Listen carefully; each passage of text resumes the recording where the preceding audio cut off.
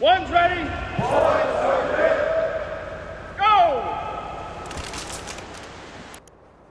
Hey, everybody. Welcome back to the One's Ready podcast. You're in the team room. This is your daily drop for the 15th of July. However, it's going to have yesterday's news because PAO hasn't put up new news for the 15th today. And since I was out yesterday and wasn't able to give you guys a daily drop, we're just going to re-hack the news from yesterday.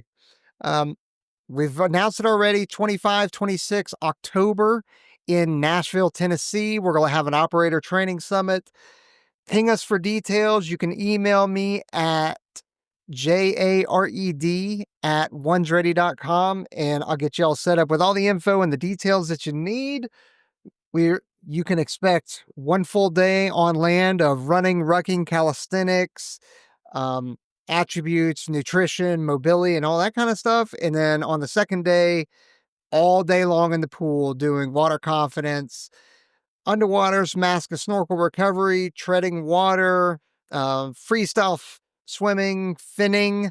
Let's see, what else we do?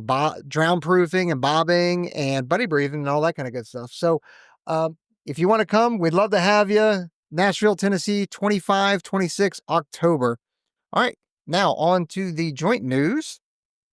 Hegeth orders faster drone acquisitions. Defense Secretary Pete Hegeth issued a memorandum to reduce bureaucracy in procuring drone technology for the DoD. He stated that drone advancements are rapid and primary risk, and the primary risk is excessive caution. I agree with that. People are too risk adverse these days. The DoD will buy American-made expendable drones and require units to integrate them into their training by next year. Next, Pentagon shifts Blue UAS list control to DCMA. It's a lot of acronyms. The Defense Contract Management Agency, DCMA, will take over the Blue Uncrewed Aerial Systems, UAS, list by the Defense Innovation Unit by January 1st to scale secure drone fleets. This aligns with Hegeth's push to go rapid for drone scaling, basically rapid procurement. Industry notes DCMA is better funded for this role than the DIU, Defense Innovation Unit. I don't know whether they're better equipped or not. I have no idea. Next, U.S., South Korea, Japan conduct joint air drill.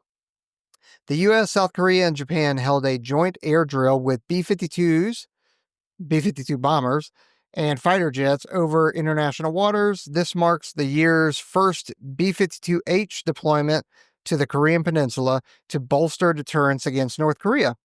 U.S. Joint Chiefs of Staff Chairman emphasized addressing China and North Korea's military buildups, which is definitely a concern and something to keep an eye on. And nothing to scoff at. Next, U.S., Australia, and Japan signed naval logistics agreement. The U.S., Australia, and Japan signed a trilateral agreement to improve naval logistics interoperability, enabling mutual support for ships.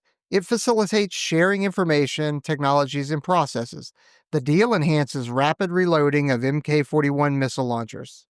Next, TransCom, that is Transportation Command, uses AI for patient movement. Massachusetts Institute of Technology, MIT, Lincoln Laboratory researchers are partnering with U.S. TransCom to apply artificial intelligence in patient movement and mass casualty response. The Mass Casualty Operations Toolkit uses AI and machine learning to streamline operations. Additional projects analyze in-flight messages and optimize air refueling.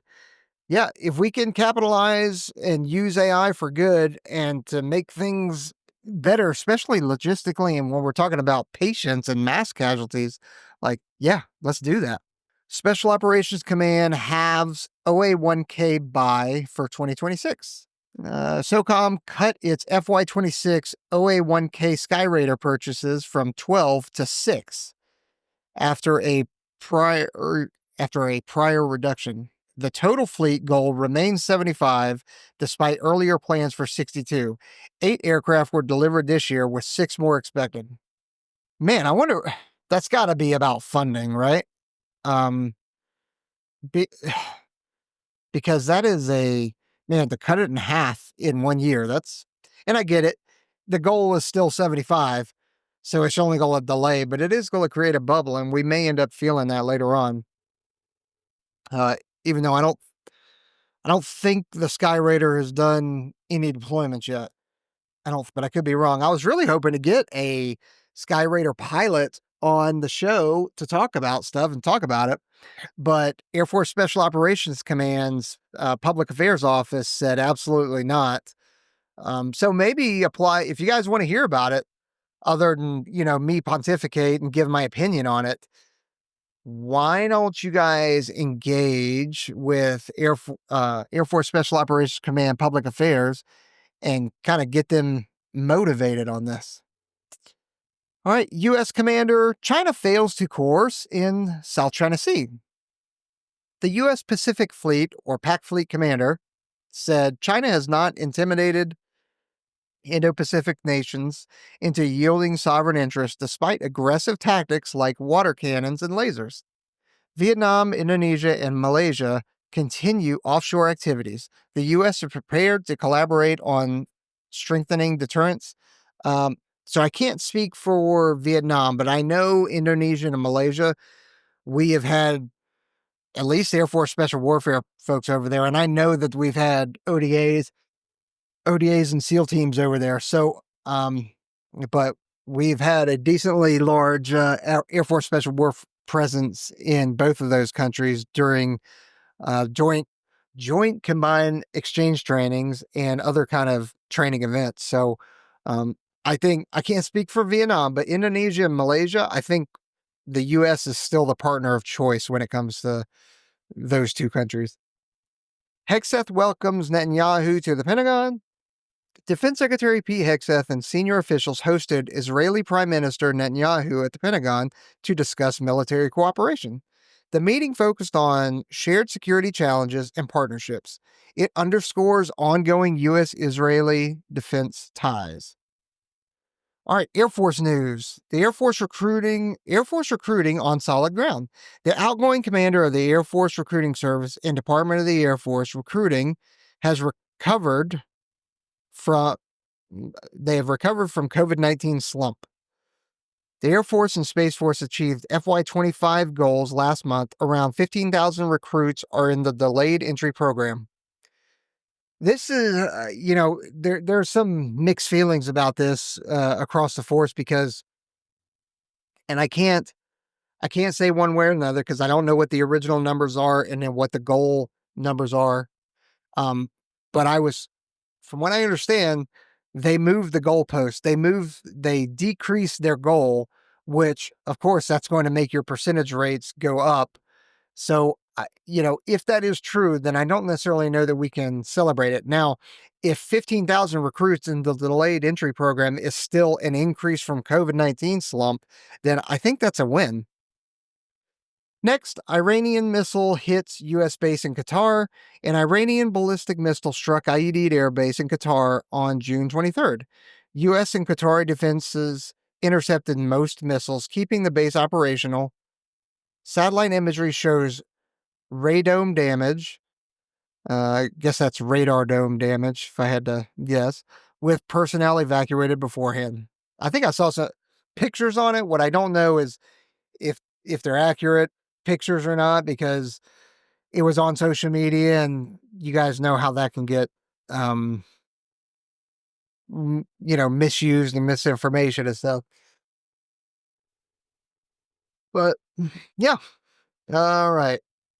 B-52 task force delays to Guam. The Air Force sent B-52 bombers to Anderson Air Force Base, Guam, for a bomber task force mission. It aids Pacific training, joint events, and strategic deterrence.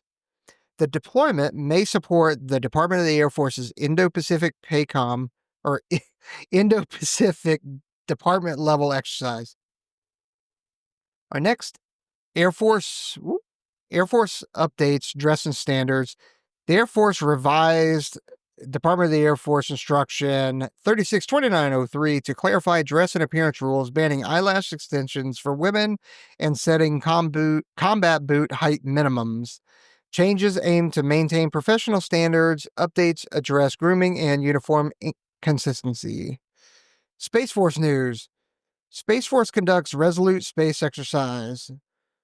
Over 700 Guardians are in Resolute Space 2025 practicing electromagnetic warfare, space domain awareness, and orbital warfare, and navigational warfare. It combines live, virtual, and synthetic training. The exercise shows readiness to win in space with joint and allied partners. Good job. Space Force enhances digital training. The Space Force is developing the Swarm digital environment to simulate adversary threats for realistic training. Units are already using it in exercises like Space Flag.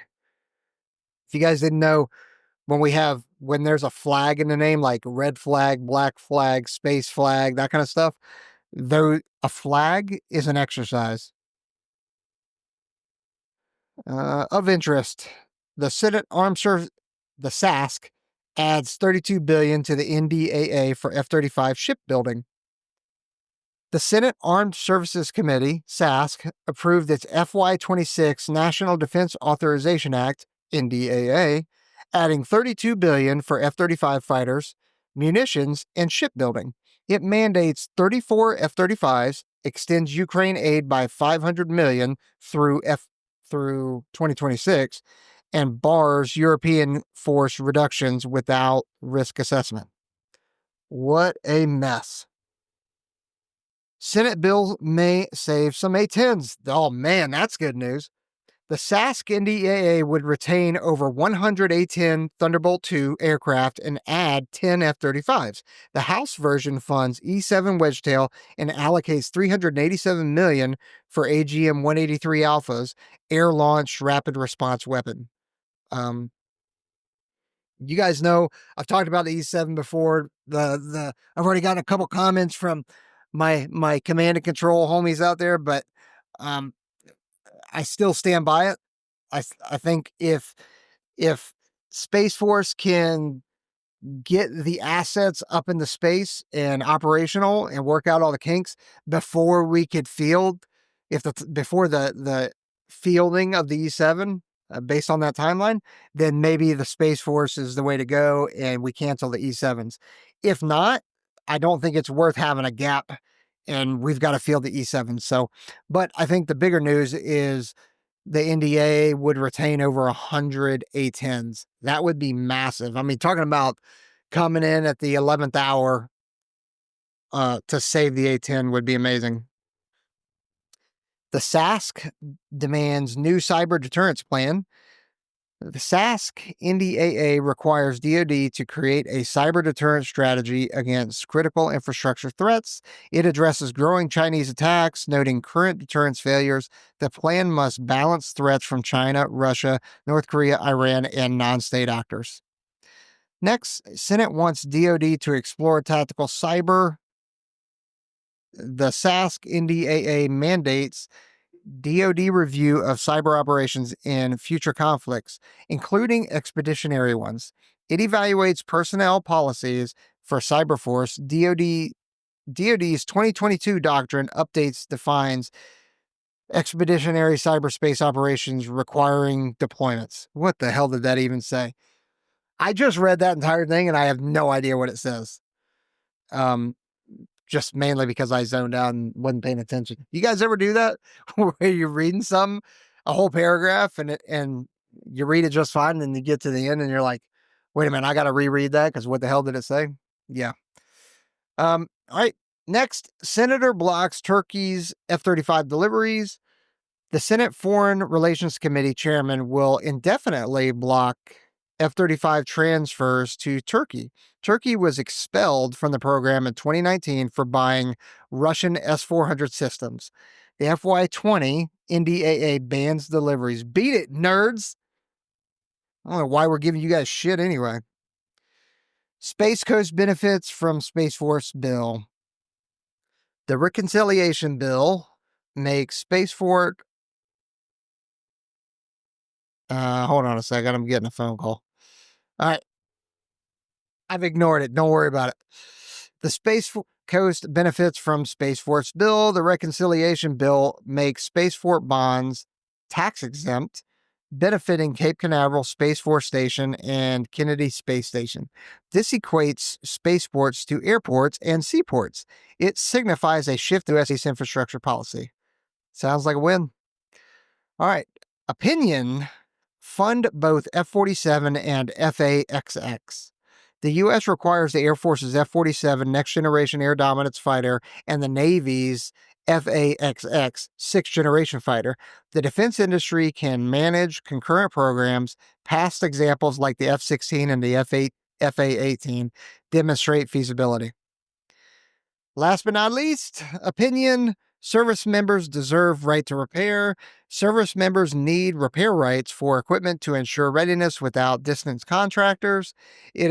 It provides tools, parts, and authority for quick fixes. The Warrior Right to Repair Act is cost-effective and essential for warfighters. We talked about this last week when it was first brought up. We have a bunch of vehicles and a bunch of radios and other equipment as well that has a factory seal on it. And if something goes wrong with it, only a repairman from that company is able to fix it. And I'm talking from things that are very, very minor, like software updates and stuff like that, or a small piece of it, of the internals of the radio gets broken or fried, and it's a quick and easy replacement, right? But if you break that factory seal, then it then voids the warranty, which is not something that we want to do, because essentially they're like, hey, if it ever breaks again, then we're not going to recoup the money or give you a new radio or fix it or anything like that. So that is one hell of a scheme that the industry partners have put on us. So I'm actually happy to see this. I think this is a good thing. So, all right, we're out here. Don't forget to like, subscribe, hit that notification bell. Visit us on whensready.com. You can find the info for our Operator Training Summit on whensready.com. If you go to shop and then go to events, and you'll see it. All right, we're out here. See you.